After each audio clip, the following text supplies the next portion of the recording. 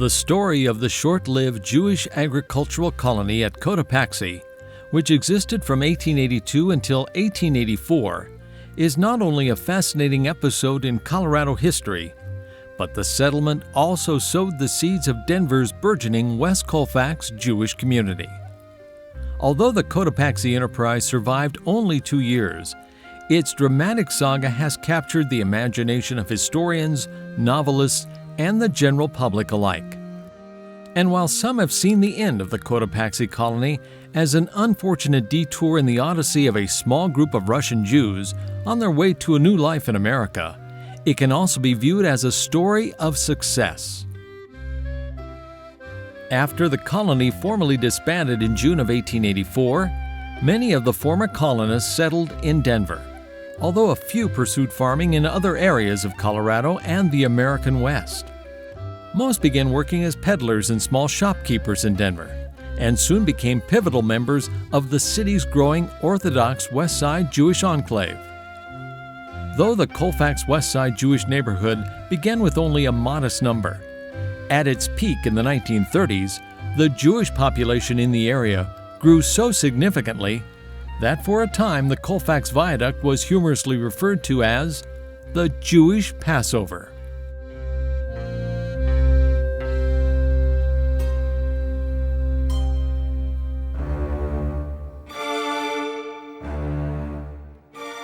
Severe economic, religious, and social discrimination against Jews in Russia had resulted in a flood of immigration to the United States in the last decades of the 19th century. Particularly onerous were the anti-Semitic May laws, enacted in 1881, which unleashed a wave of violent pogroms and exacerbated economic deprivations. In addition, many young Jewish men also faced conscription into the Tsar's army for a 25-year stint, encouraging many to flee the country and seek a haven in America.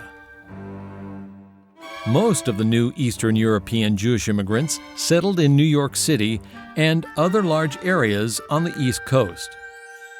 The more acculturated, Americanized German Jews who had previously established themselves in America tried to alleviate the resulting crowded conditions and strain on their limited charitable financial resources by resettling the newer immigrants around the country. For some American Jewish leaders, the creation of Jewish agricultural settlements seemed to provide a promising, if partial, solution. Beginning in 1881, nearly 25 Jewish agricultural colonies were established in various locations around the United States by eager East European immigrants, who had often been denied the right to own land in Europe and had been influenced by the Russian Back to the Soil movement. Sadly, virtually none of these collective agrarian experiments thrived. However, like other unsuccessful Jewish agricultural settlements in the western states, such as Clarion in Utah, New Odessa in Oregon, and Painted Woods in North Dakota, Cotopaxi helped shape a group of Jewish leaders who would make significant contributions to urban settlement in the American West, as well as perpetuating Jewish continuity in the region. Despite its hardships, the Cotopaxi undertaking provided the colonists with experience, interacting with their new neighbors, and valuable exposure to the English language and American cultural, civic, and political life. It would appear that the harsh, rocky, and desolate terrain of southern Colorado would be an unlikely site for a settlement of Yiddish-speaking Orthodox Jews. Yet on May 8, 1882, a rather unusual group of pioneers arrived by train, numbering 50 individuals of East European Jewish immigrants from Tsarist Russia. They were greeted with much curiosity and some suspicion by local residents, who numbered no more than 200 when the Jewish immigrants arrived. The dream of these Jewish immigrants was to found an agricultural colony and prove themselves as successful farmers. Eventually, the Jewish colony at Cotopaxi grew to 22 families, 63 or more men, women, and children, many of them related by blood or through marriage. Indeed, Cotopaxi provides a dramatic example of the chain migration that characterized Jewish immigration to America. Cotopaxi in 1882 was a small village with only about a dozen businesses, which included a small hotel and general store. It is located at an elevation of 6,280 feet along the banks of the Arkansas River, about 30 miles west of Canyon City. Back in the 1870s, the area had begun to attract a few settlers and mining prospectors. Cotopaxi was named by a local miner, Henry Thomas, for its resemblance to a volcanic mountain by that name in Ecuador. Sometime around 1881, prominent local Jewish businessman Emanuel Saltiel of Sephardic descent had contacted the representatives of the German Jewish-run Hebrew Immigrant Aid Society, HIAS, in New York City, and convinced them that Cotopaxi could be turned into a farming paradise for a group of Russian immigrants willing to work the land. It was the hope of HIAS officials led by Michael Halprin, a respected Jewish intellectual with a Polish background, that the group which set out for Cotopaxi could ultimately become productive, self-supporting farmers. Halprin had become acquainted with Jacob Milstein, who had arrived in America in 1878. Jacob was the nephew of Shul Ber Milstein, a successful businessman and patriarch of the larger family back in Brest-Litovsk, Russia. Shul Ber realized there was little hope for Jews in Russia, and Jacob was sent ahead as an emissary to scout out opportunities in America, and also to disrupt the budding romance between Jacob and Shul Ber's daughter, Nettie. However, Jacob saved enough money to bring Nettie to America, and they were later married, despite her father's objections. Shul Ber and the couple finally reconciled through Cotopaxi. On paper, the site offered by Saltiel appeared to be a good match for the hopeful immigrants. Striking a deal with HIAS, Saltiel promised to procure the land for the settlers, build houses, and outfit the colonists. HIAS sent Julius Schwartz, a young Hungarian attorney, to Colorado to examine the area, and his report was very favorable about the beautiful valley, as he described it. We know that Schwartz was in Cotopaxi in August and September of 1882, as he signed and witnessed marriage certificates in those months. Before long, HIAS directors dispensed nearly $10,000 to set the Jewish pioneers up in Cotopaxi. Most of the colonists were Orthodox Jews, known in Europe for their piety and the spiritual joy they took in their religious observance. We know the occupations of several of the male colonists, who included a few grain merchants, a carpenter, a tailor, a tavern keeper, and even one Hebrew teacher. After the assassination of Tsar Alexander II in 1881, anti-Semitism dramatically increased in Russia, and many of the future Cotopaxi families were forced to leave the country in haste. The Russian families first docked in New York City and resided on the Lower East Side until they traveled by railroad to Cotopaxi. The Jewish immigrants apparently arrived in Colorado with high hopes.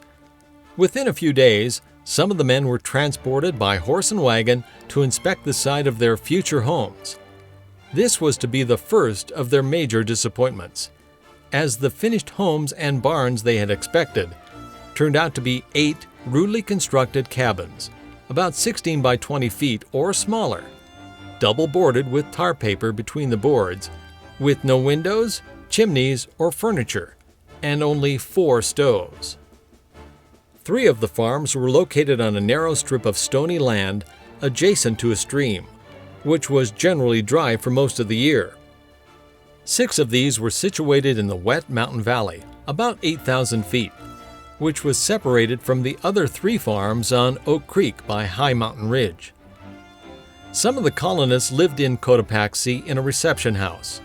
This building was 50 feet by 28 feet, divided into 3 rooms. There were no wells and no irrigation ditches at the time on any of the farms, Needless to say, the lack of an adequate water supply proved to be a great obstacle. According to a 1940 interview conducted with one of the former colonists, Ed Udall Grimes, it was the poorest place in the world for farming. Poor lands, lots of rocks, and no water. And the few crops we were able to raise were mostly eaten by cattle belonging to neighboring settlers.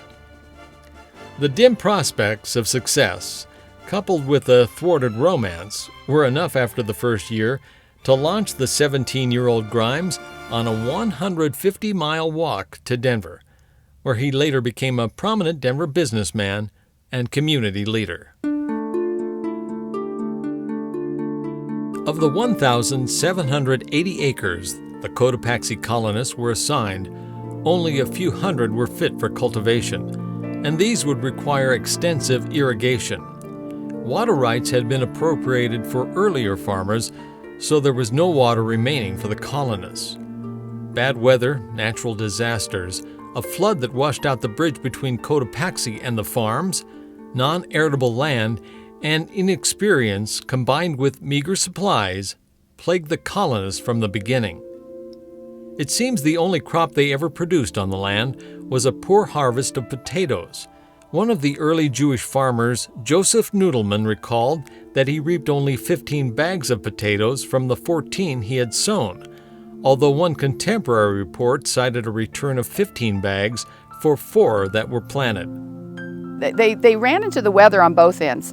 First of all, with the early frosts in August and the early freezes, which in the first year totally wiped out their potato crop.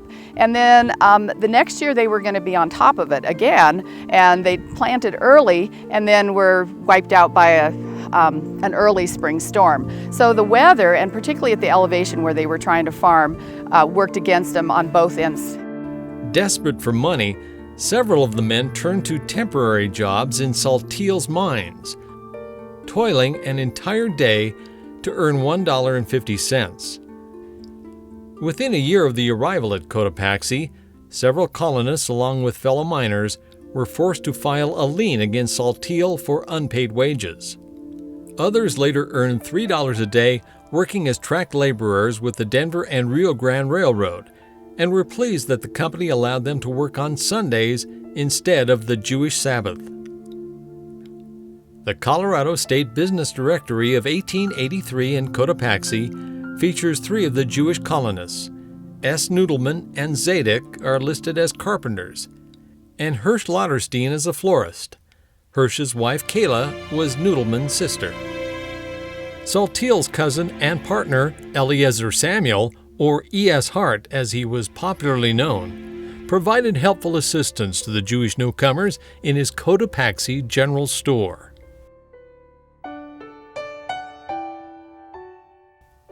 For over a century, Emmanuel Saltillo has been portrayed by historians and Cotopaxi descendants as the villain in the saga, as a man who knew that the colony was doomed from the start, but conspired to bring the colonists to Cotopaxi to serve as cheap laborers for his local mine.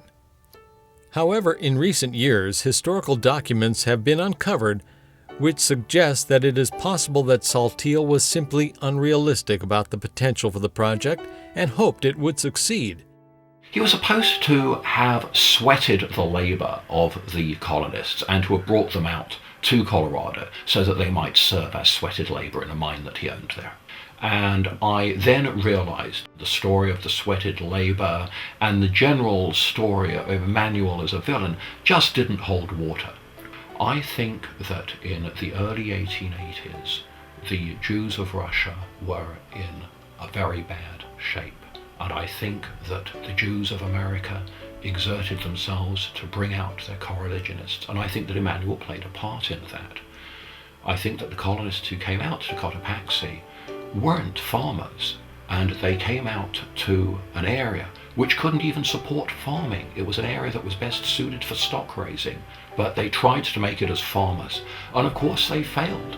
We may never discover Saltillo's true intentions, but looking back through history over 120 years, we can safely conclude that had the Cotopaxi colonists remained in Russia, in the area now known as the Ukraine, Many of the family members and their descendants would have certainly perished in the turbulent region, particularly during the Holocaust.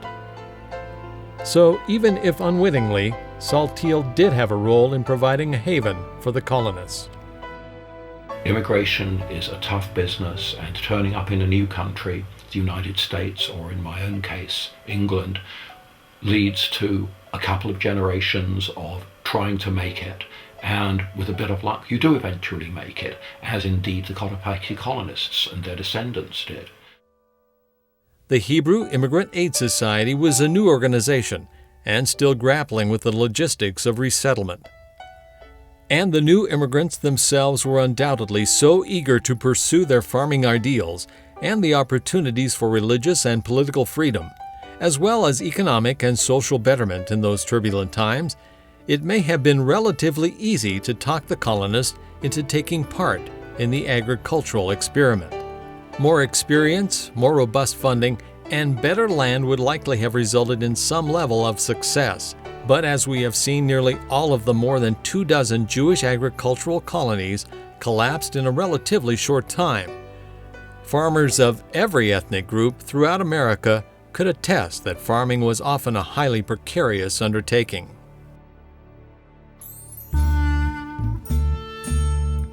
Although the agricultural aspect of the colony seemed destined to failure, the religious and community life of the colonists flourished.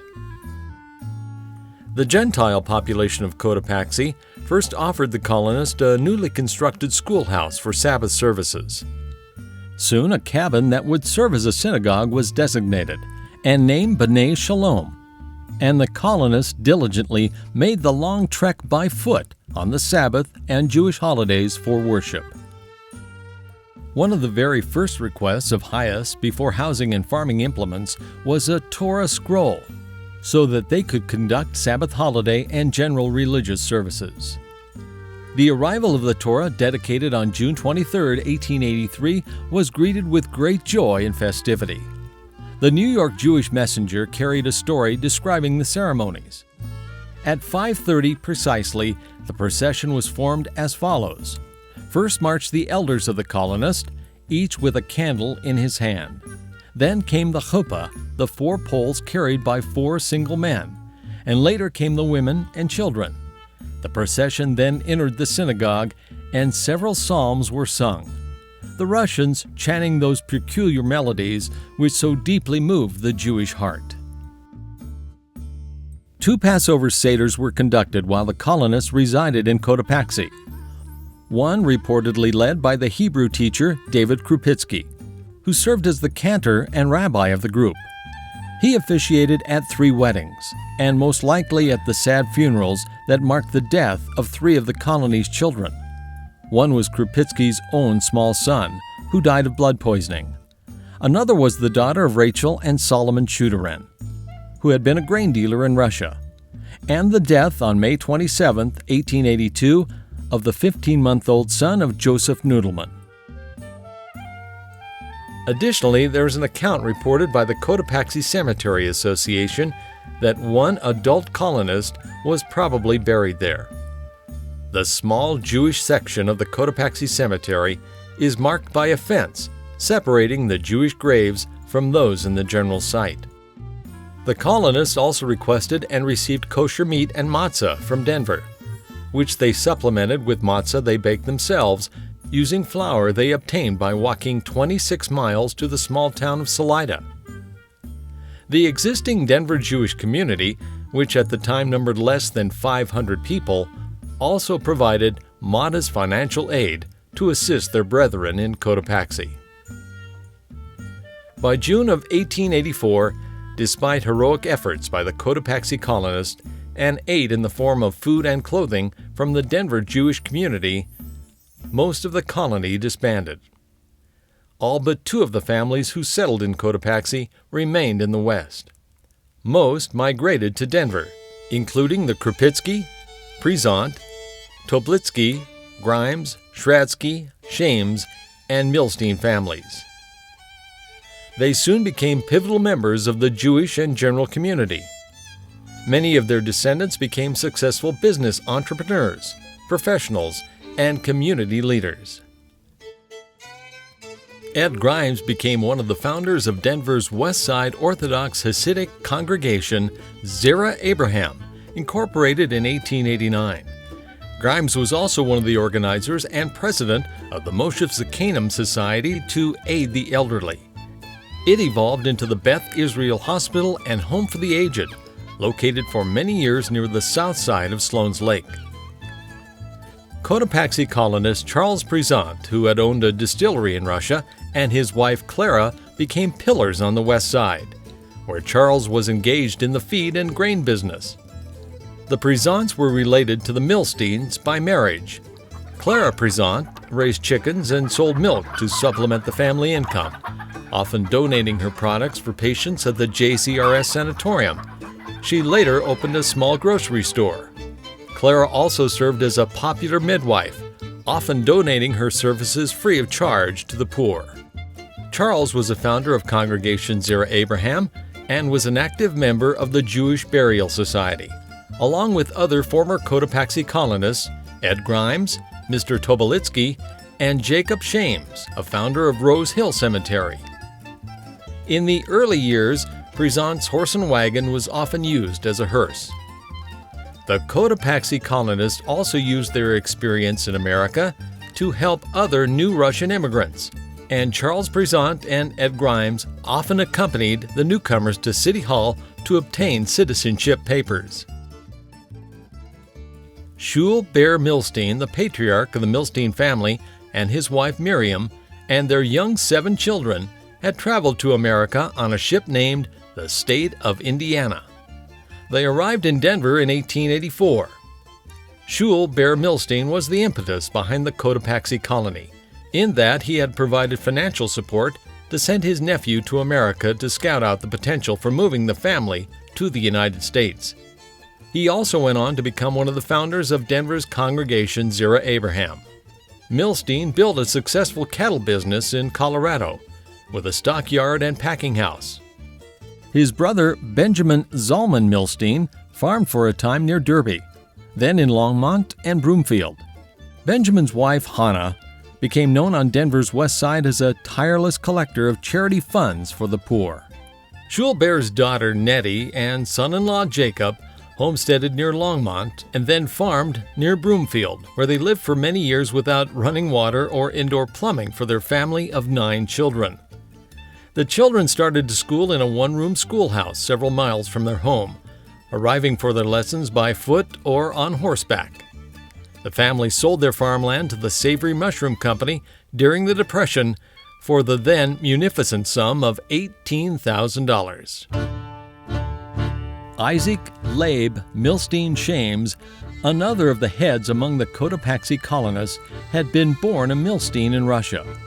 But like so many other Jewish young men, trying to avoid the lengthy conscription into the Tsar's army, he changed his name when he was officially adopted by a family named Shames, who had no sons of their own and thus was exempt from military service. Young Jewish boys who had the misfortune to be recruited into the army were often never heard from by their families again, so being taken under the wings of the Shames family was seen as a blessing. Isaac Leib Shames was 50 years old when he arrived in Cotopaxi, along with his son Mikkel and his wife Frida Razel, and their young daughters Esther and Sarah Bessie. Esther married Shmuel Sobel in 1898, and in 1900, Sarah Bessie became the wife of the noted Denver businessman and philanthropist Adolf Kiesler, known for his famous motto, "Money is made to give away." In addition to Mikkel and Frida, other members of Isaac Shames' family included his daughter Hannah, who married Philip Kwiatkowski in 1887. It is said that Isaac Shames' son-in-law, Philip, was a self-taught scholar who learned thousands of English words before he left Russia. In Denver, he served as an informal English teacher to many of his fellow immigrants, and together they formed a typical immigrant mutual aid society, which provided interest-free loans to help others on the road to success. For many years, Philip served as a member of the Jewish Consumptives Relief Society Agricultural Committee. Changing their name to Quiet after arriving in Denver, several of the descendants became prominent Denver attorneys and community leaders. Attorney Ira Quiet became a state senator in 1926. Attorney Simon Quiet was president of B'nai B'rith in 1925 and later president of the ex-patients tubercular home. I really don't know why they went into law. There was a strong feeling in the family of honesty and justice. And they probably both went into law because they believed strongly if they saw something wrong, they wanted to correct it. In 1892, another of Isaac Shame's daughters, Ruchel, married Henry Singer, who later became a cattle broker and owned a cattle ranch on the land that became the Lowry bombing field. Henry and Ruchel moved to Denver, and Henry became active in the early congregation of Zerah Abraham, Rose Hill Cemetery, and the Hebrew Educational Alliance. A third Shame's daughter, Yenta, was married to Joe Washer. They later divorced after leaving Cotopaxi. Yenta later married Moshe Yosef Altman. The Altman and Prezant families were among the incorporators of Congregation Zerah Abraham. In fact, the congregation first organized at the home of Moses Joseph and Annie Shames Altman on West Colfax in 1887. In 1907, Moses and Annie Shames Altman, as they became known, purchased a large farm located on the land which is today Denver International Airport, and family members continued to own the working farm until the 1960s. Annie had arrived as a young bride in Cotopaxi, but she had no children with her first husband, Joe Washer. Her second marriage to Moses Joseph Altman produced 6 children: Sam, Ben, Rose Altman Boxer, Eva Altman Hendler, Esther Altman Smookler, and Louis Altman. The Shames family was one of the former Cotopaxi colonists who initially pursued farming in Colorado. Although Michael Shames first farmed in Eastlake, his wife, Frida Razel, went to Denver to give birth. And in 1885, Jacob Shames was born there. And he came in for schooling. His father wanted him to learn the English language. Well, he was born in Denver, and to go to Hebrew school. And so they brought him in, I imagine, by horse and buggy. And he went to Hebrew school during the week, and would come back to the farm for the Sabbath. The Shames family eventually gave up farming and moved to Denver so that the children could be raised in the city with a larger Jewish community and better schools. Jacob Shames married Rosa Garden Schwartz, and they became the parents of 9 children. Today, many of their descendants are prominent Jewish leaders in Denver and Israel. Cotopaxi colonist Samuel Shradsky and his son Shalom returned to Europe, but most of their children moved to Denver. Hiram became president of the Shradsky Clothing Company, and Max was a Denver police officer. Muddle and Hannah Shudaran, his brother Solomon, and his wife Rachel all farmed together at Cotopaxi.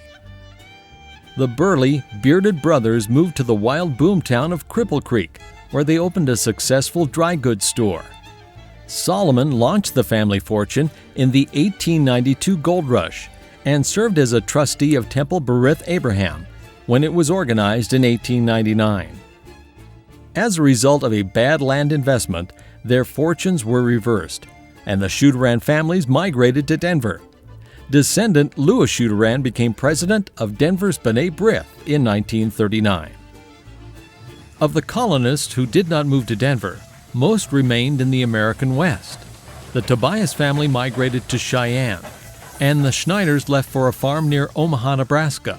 The Moskowitz family homesteaded in South Dakota, while the Noodlemans first pursued farming in Painted Woods, North Dakota, then 3 failed attempts in California, before finally settling in Portland, Oregon.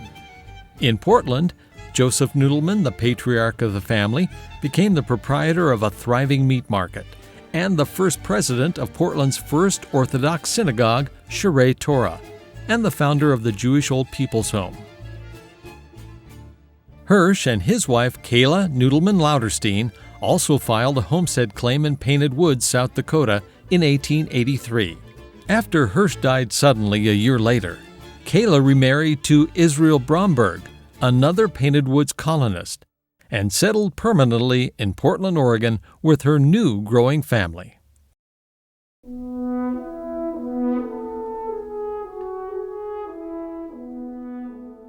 As noted American historian Richard Hofstadter once observed, the United States was born in the country and grew up in the city. By 1920, a majority of Americans had left farming and had become urban dwellers, as had the early Cotopaxi colonists. While the Russian Jewish immigrants did not find material success in Cotopaxi, they remained steadfast in their religious faith and determination to become good American citizens. Soon they formed the nucleus of what was to become Denver's West Side Jewish community. Then, moving into the mainstream of Denver life, they entered business, the professions, and made their mark in the city's economic, political, religious, and social life. Through their courage and perseverance, these pioneers forged new and productive lives in what many immigrants had nicknamed the Golden Land.